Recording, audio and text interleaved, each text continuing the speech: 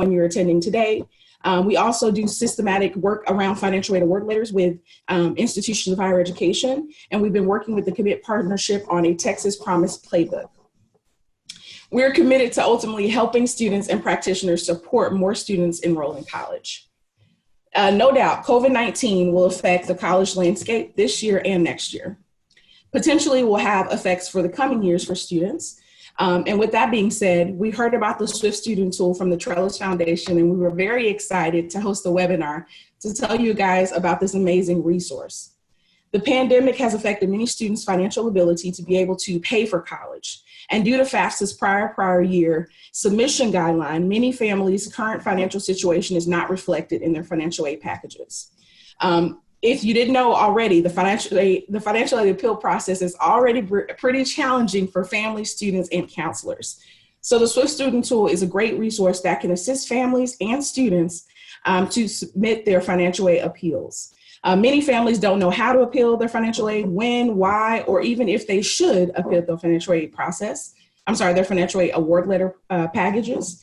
But the SwiftStudent tool has great information and resources like letters that are already pre-written for students that could assist practitioners and counselors with helping more students.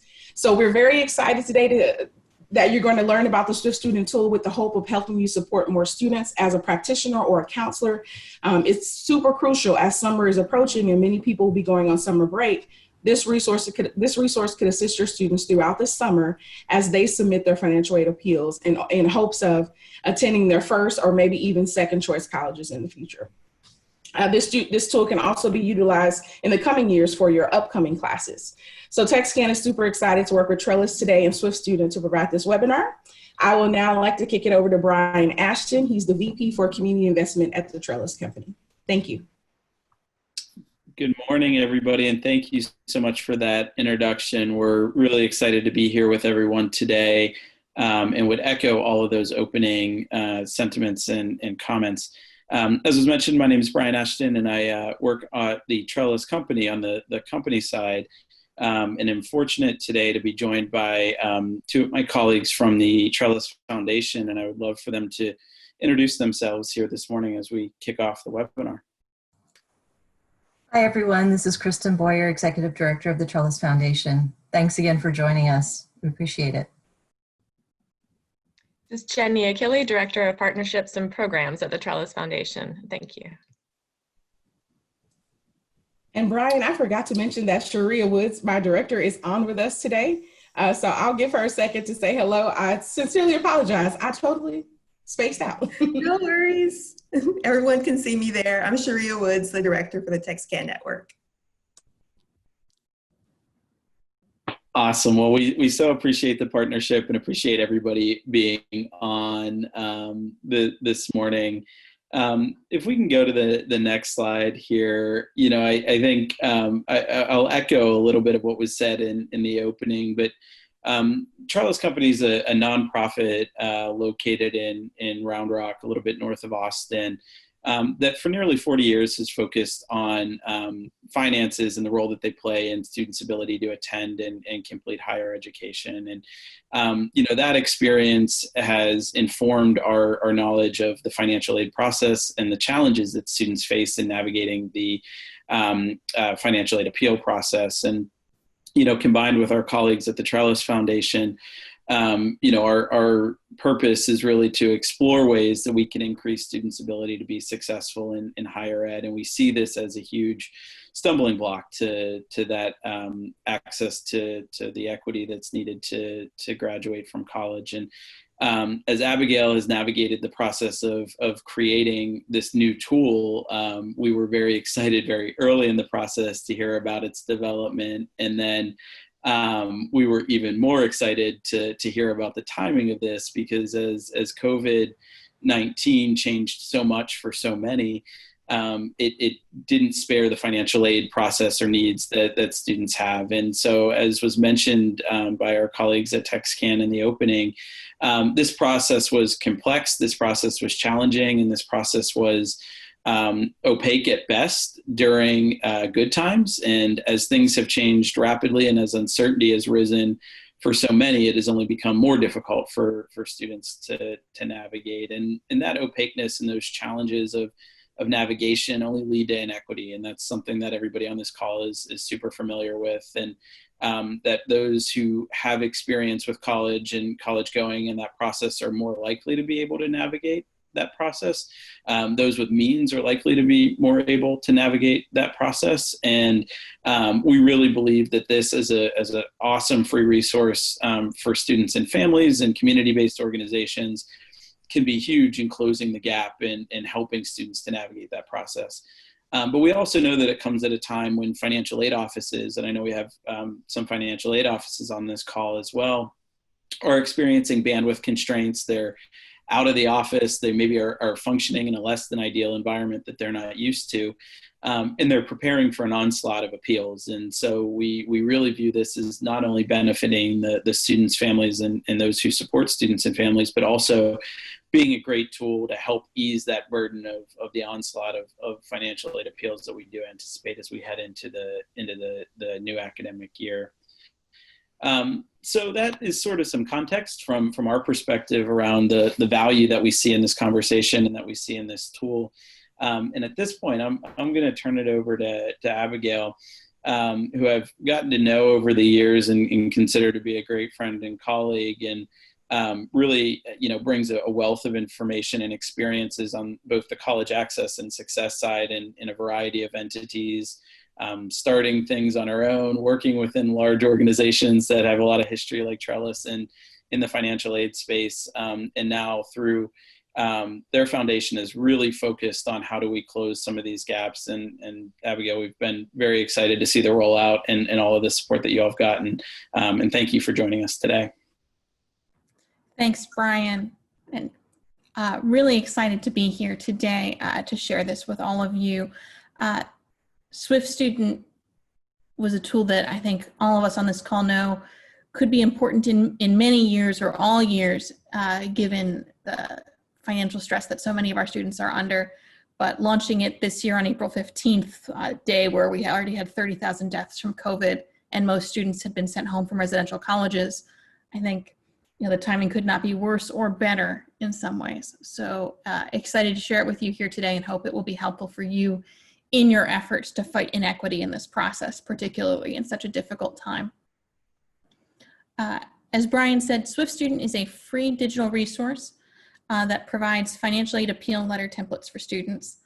We built this tool in close collaboration with 18 leading higher ed organizations, including and especially NASFA, the National Association of Student Financial Aid Administrators, Achieving the Dream, and the National College Attainment Network. We really viewed ourselves, my foundation, which hosts the tool and built it, it's powered by FormSwift, a private company that we collaborated with. We really view ourselves as translators. We didn't have any agenda as we built this product beyond trying to get it right and make it accurate for both the experiences of students and financial aid officers. So I'm pleased to get to demo it for you today. And if you'll excuse the pause, I'm going to have to pivot to a different share screen.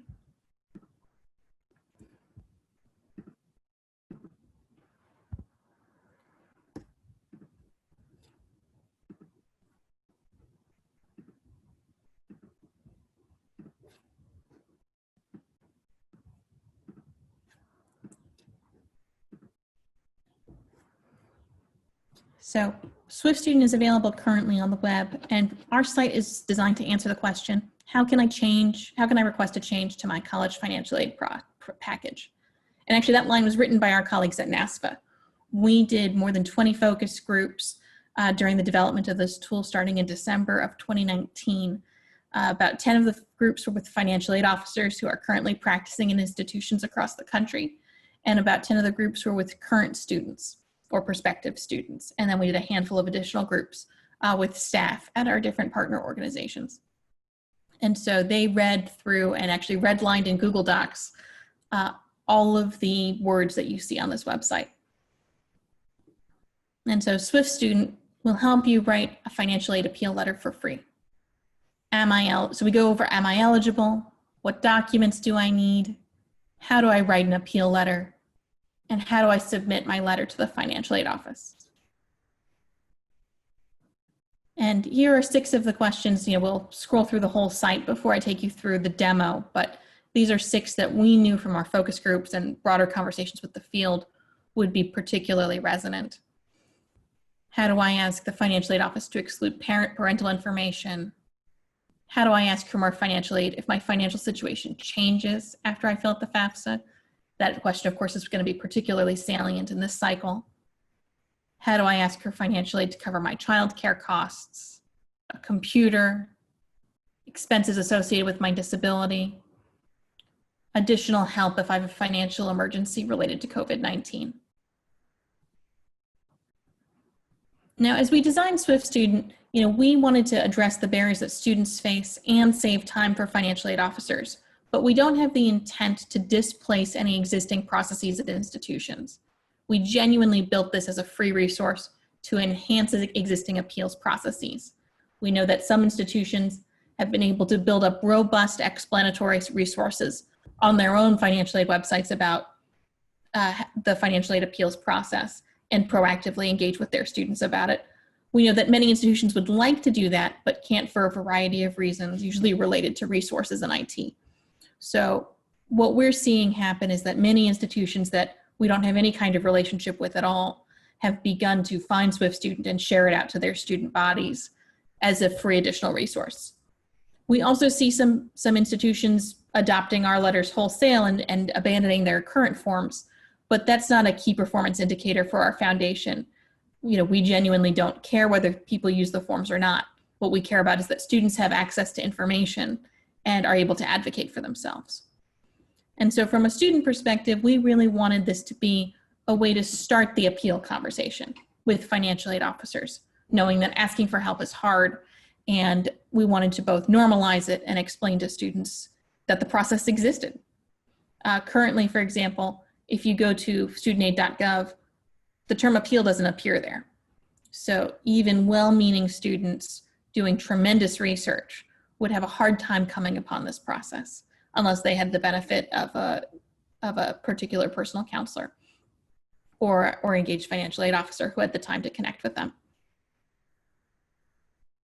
So SwiftStudent does not share or sell your information. It is so private that our foundation cannot even get access to the underlying data to do research. FormSwift, the host technical organization, handles tax information, and so they have a pretty robust privacy policy that also applies to SwiftStudent. SwiftStudent is, as folks have said on this call already, is free to students and to financial aid offices, but it's important to emphasize that there is no sign-up process. So organizations, college access groups, colleges and universities don't need to have any kind of bilateral relationship with us or with FormSwift or any of the other parties here to start using it. In fact, it's been really wonderful to see since the early days of SwiftStudent. We launched April 15th. 3 days later, we had traffic from all 50 states and could see organizations that we didn't know referring traffic to the site. And that's exactly what we had hoped would happen. So the feedback from some of the financial aid officers in our focus groups, we built a poster and a flyer and explanatory slides that are free and easy to download on the homepage of the site to help you share it out.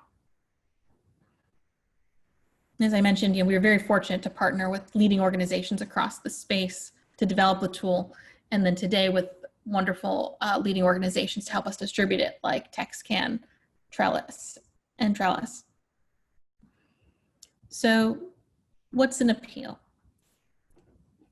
We built this page, which we'll spend very little time on, but just to show you that the infographic is there and that we explain in depth how the appeal process actually works, how it impacts the student's financial aid offer, and also the role of the CARES Act currently.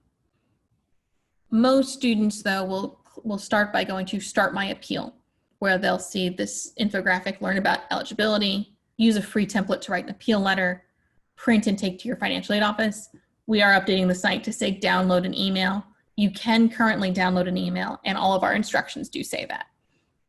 So this is a little archaic already. And then wait for your school to accept or reject your request. Something that came up a lot in the focus groups was the need to make sure that students understood that this was not a guaranteed process. But when we tested this language with students, universally, they understood that they were applying for something that had no definite outcome. It turns out that many students are familiar with the idea of waiting to be accepted or rejected by their schools, so this fit neatly into their perception of the way the process works. Here's the full set of questions that we currently have. Folks will notice that some of these questions are multiple doors to the same room. So for example, ask for more financial aid if my financial situation changes, or if the FAFSA does not capture a financial difficulty I'm currently facing. Both of those will go to our special circumstances or professional judgment page. Similarly, ask for financial aid to cover a computer or a car repair or help with food or housing emergencies will all go to an emergency aid form. When we tested this with students, again, we found that students didn't understand consistently the way that the financial aid process is mapped officially. The way they categorize it is different. So when we were looking at the dependent care allowance, even though child care and dependent care costs fall under the same type of appeal in the financial aid handbook, students found that to be very confusing. And so when we tested it with student parents, they really felt that we needed to have a separate button for child care costs. So we do. Other questions, we do have SAP. And similarly, we combine both kinds of SAP into this letter and then have logic that routes you to the correct place. Extensions for a financial aid deadline, and then also supporting documents for people writing letters of support of students who are seeking dependency overrides or who are seeking dependent care allowance. So now let me take you through the most common appeal that we see on our site and probably the most common one for this cycle, which is, how do I ask for more financial aid if my financial aid situation changes after I fill out the FAFSA?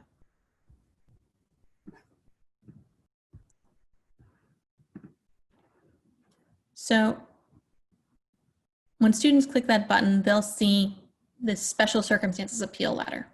So you may be able to get additional loans or grant if your financial situation changes after you submit the FAFSA, or if the FAFSA does not capture a financial difficulty you are currently facing. While there's no guarantee that your school will adjust your financial aid, federal law allows financial aid officers to use professional judgment to update the information used to calculate a student's financial aid offer. Due to COVID-19, new emergency financial aid from the CARES Act may be available to students who apply through their schools. And this link actually will take you to a list of schools and how much money they received from the CARES Act. We do have extensive guidance here, which, as I said, was edited multiple times by our partners. We actually had folks go through 4 different drafts on Google Docs.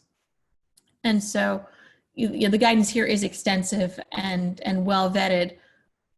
We do not expect students will actually read it. So we replicated the bulk of that guidance in this next part of the document creations process. And here's where it gets pretty cool. As I said, we partnered with FormSwift, which is a company of long-standing tenure that has expertise in the document editing space. And so we were able to have the benefit of their technology, and which both helps to make this tool sustainable in the long term to keep free for students and pretty cool to use generally. So what is today's date? I pick the date, I hit save and continue, and it dynamically updates in real time on the right. You can see the hand of our partners in the way these questions are asked. You know, what is the name that you use for official school records, such as your FAFSA? Financial aid officers in our focus groups noted that often students will not fill out forms, will send letters to them using nicknames or different names than the ones that are on their school materials, which can make it impossible to actually match the appeals with the student to process. They also requested that we make a header with their names and student ID numbers, and so you see the name populates at the top and at the bottom of the page. What is your email address and phone number? Please include your school email address, as most schools will not send a response to your personal email address. This was something else that we found was an issue through the focus groups. I heard some really heartbreaking stories of financial aid officers who would get compelling appeal letters from students that would have no contact information on them. And so they could never find the student again to even appeal the request. Or conversely, financial aid officers who got appeals from students with their personal contact information, which some institutions don't enable you to use. And of course, we do have this tooltip that if you haven't started at the school, you can use a personal email address. And we calibrate expectations as well. Remember, the financial aid office may take a few weeks to respond. Keep in mind whether you expect to have a working phone or reliable access to your email when you make a selection about your preferred contact mode.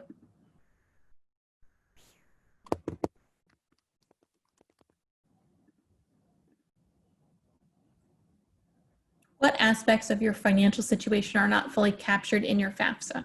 So here we have the guidance that many students probably didn't read on the previous page. But we know that a lot of students are going to type out sentences that look like this. My parents both lost their jobs due to COVID-19. And we are now living on their unemployment. And so you see that sentence then populates at the end of the first paragraph. So it looks like a normal letter. What documents will you include with your letter to the financial aid office in support of your request? So you complete this sentence. I have attached supporting documentation, including my parents' unemployment applications. And then we ask, what is your student ID number? I know that I didn't have mine memorized as a student, and most students don't even know where to find theirs. So we include guidance about how to go about finding it. And then at the request of our partners, it populates at the top of the page. And that's it. So the next step, as I said, is that students are to download a copy of their letter and email it to their financial aid office from their school email accounts. They can also download it as a Word document or as a PDF using this button over here. Students can email themselves a unique link to return to the document later in case they want to edit it. And of course, they can print it as well. The full document has the submissions that the student made through the form, but also includes this section. If there is an official financial aid form or process in place, please let me know and I will pursue it. I would greatly appreciate a follow-up phone call regarding other deadlines, forms, next steps, or requirements, other resources or scholarships available and who to contact, timeline for processing and receiving a decision, what to expect after a decision. This was very important for us to signal both to the student and to the receiving institution that this is the way to open the conversation. For some schools, this letter and supporting documentation may be enough. For others, it may not. And we wanted to be transparent about that throughout the process. And though we've gone through the site quickly, you should know that there are multiple reminders throughout the site that students should use their institution's forms first if they can possibly find them. We also have this footer, so that way institutions that start receiving these letters understand where they came from and that this site is free and well vetted. In addition to the actual letter, 2 other pages download for the student. One is a checklist of what do I do next, reminding students to hold on to their original copies, keep track of the details of their conversations, check their school email addresses every day, and to ask for other resources if their appeal is rejected. And then we also built a worksheet. This actually came out of a student focus group to help students record their interactions with the financial aid office. So that way they can keep track of the status of their appeal as they do follow-ups.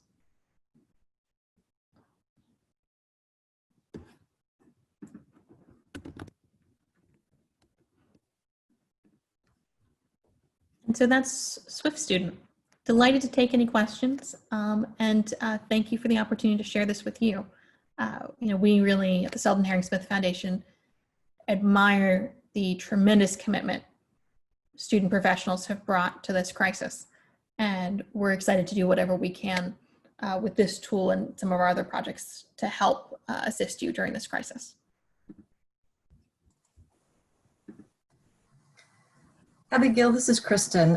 I do want to encourage everybody who's on the webinar today to use the chat function to ask questions. Yes, the presentation has been recorded and will be emailed to everybody. I did have one question to start off with, and that's just out of curiosity, but have you made any modifications to any of the documents or the processes that you're providing through SwiftStudent since you launched in April 15th? Have you learned anything that changed the organization or design of the program since you launched? So it's been fascinating. We've learned a lot, but nothing that's required substantive revision. This product was so deeply vetted. NASFA had 5 staff members read through all 4 drafts and line edit it of every word on the website, and we took all of their suggestions. And they were only one of 18 partners who did that. So we found that it had been pretty robustly vetted, and we had a couple typos and things like that, but not a lot of other aspects that needed to be fixed. We did add some language about the CARES Act basically the night before launch, because it was launching at about the same time. And certainly when we do our next round of adjustments in June, we'll add some more texture to that now that so much is known, and to some extent so little is known about the CARES money. And we want to be transparent with students about that process. One thing we did find was that we heard from advocates that it would be helpful if we had separate letters for current and former foster youth, as well as youth who qualify as unaccompanied homeless youth. And so we'll be rolling out letters that we built with leading advocate groups in those spaces sometime before the fall.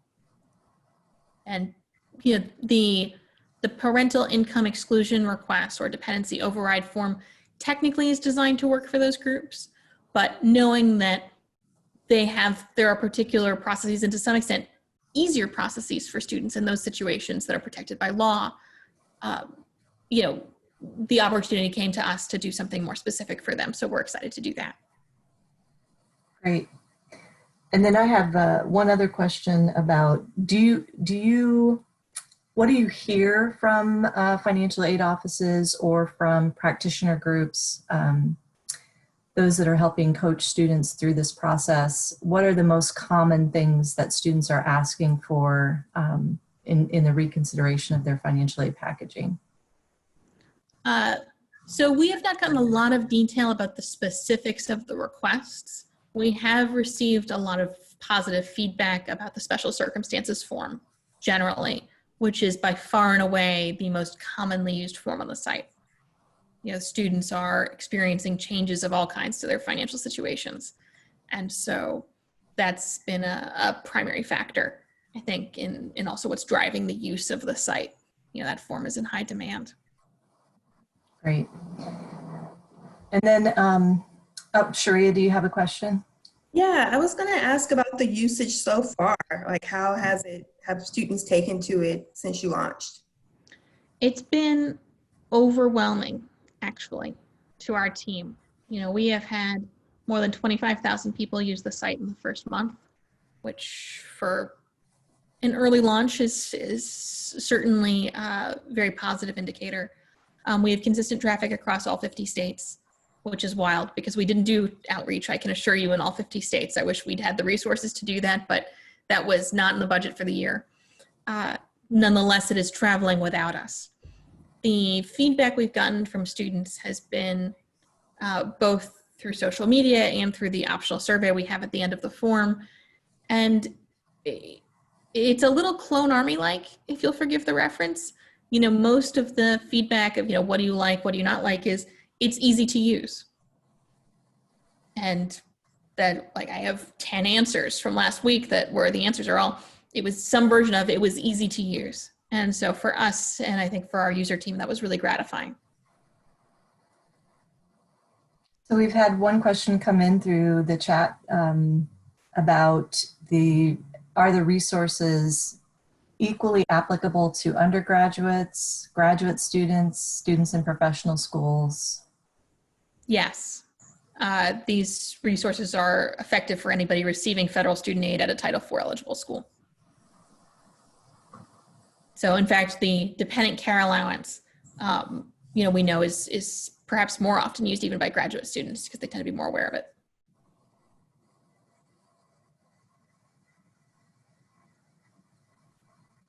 And once a school receives a form like this, do you have a sense of the typical turnaround time? It varies. You know, we know that some of our school partners and or not even partners, schools we know about who have reached out to us are trying desperately to do this within a few days, or trying to do emergency aid certainly within 24 to 48 hours. But it's highly variable. You know, one of the things I think that has really driven the engagement we've seen so far with the tool on the institutional side is that the wave is here of students who need appeals. And so it is, you know, financial aid officers, even in the focus groups before we launched, but certainly afterwards expressed to us that these would be much easier for them to process at volume than the forms which they get currently, which aren't forms. They're typically emails that don't necessarily give them the information they need, or even, as I said, have the contact information they need to track down the student again. Do you have a sense of how students are finding you? Like, are there counselors directing you to the tool, directing them to the tool, or like Google searching? It is a healthy mix. About half the traffic comes to the site direct, so people who got the URL or typed it into a search engine. But the survey data, which is still limited because it's an optional survey, what can you do? Suggests that it's a true mix of nonprofit organizations, referrals by schools, which was interesting to me, as well as friends and family and news media. We've been very fortunate to get some really extensive media coverage. And so that's driven, I thought that would actually drive more traffic. But in fact, I think it's been nonprofit organizations and colleges that have been driving it. I think for us, we were particularly pleased and excited to see that the colleges themselves are pushing it out to students. You know, I have survey data or survey responses from students who said that they got it from their school, and the school is a school I've never heard of in a state where we have no relationships. And we've got a handful that are like that. We've had another question come in about whether this process will work for students who have completed the TASFA application, which is in Texas is the form for undocumented students or students who are eligible for state aid, but maybe not federal aid. So do you have examples of institutions or organizations that are using this process for that as well? We know it's happening. We didn't design it for that, but we know it's happening. You know, the core spark for this tool was that we know that there's a multi-volume handbook that federal student aid issues for student financial aid offices every year. And the studentaid.gov site does not mention the term appeal on any of the student-facing portions of the website. And so we really felt there was a big gap there in terms of having information for students. Because it is state by state about how DACA students and undocumented students are treated, there was no unifying authority that we could rely on to create guidance that would be national. So what we do know is that students who are in those situations are using the site because it has form language, and it still has official form language that is helpful to them to explain their situation. The underlying guidance about what they're entitled to by law is not necessarily applicable. Great. We do, however, we have been developing with our partners at ACT some promotional materials in Spanish. And so those are also coming available. And we can actually send that to you guys after the call so you can distribute it to the attendees. We have a one-pager that's in Spanish and in English. And we're working on developing other materials. That would be great. So I feel like we're wrapping up. Curious for our TextCan friends, any closing comments that you'd like to make or final questions? I would just say this is really exciting. I've used tools like this for legal documents. And so the idea that there would be something like this for financial aid makes a ton of sense. It's definitely one of those things that you're like, why didn't anyone think of this before?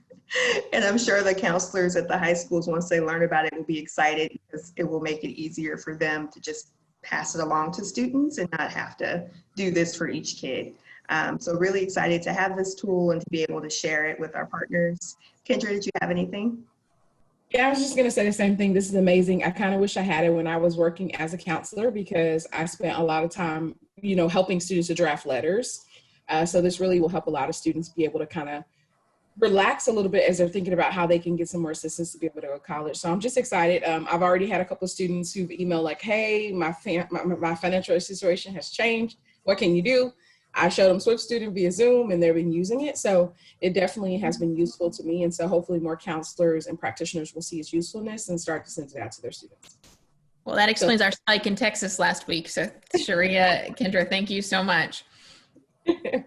That's fantastic. We do have a follow-up survey just to get your responses as attendees about this topic and as well as other things that would be helpful to hear from us or from TextCan about. So I know there's a slide with the QR code. Oh yes, I will share that back. Okay, if we can put that back up on the screen and folks can take a photo of that or use the QR code reader to connect to that evaluation form, but we appreciate that. Let me kick it over to Brian to close everything out once we get that QR code up and running. Yeah, absolutely. As that's pulling up to there, again, there's been some questions coming in. We will send a follow-up email out hopefully tomorrow. Sometimes Zoom is a little finicky with how it uploads to the cloud, so it might be over the weekend or Monday, but we'll include the link to the recording of the webinar so that you can share with colleagues and circulate with those that may be in your network. But we will also provide links directly to the site and other social media toolkits that SwiftStudent has put together and Abigail's put together. And so, obviously encourage everyone that is here, and we've seen in the chat, I'm grateful to see people indicating the helpfulness and the applicability immediately to their work, and that's certainly what we want to hear. But we do encourage you to share it with your colleagues that are doing similar work, and then obviously share direct to student as well. So we will circulate all of that. There's a QR code that should be up on your screens right now that will take you to a survey. And the link has also been dropped in the chat here, and we'll email that out after as well. But please do fill that out. Obviously, the assessment and the feedback is always incredibly helpful.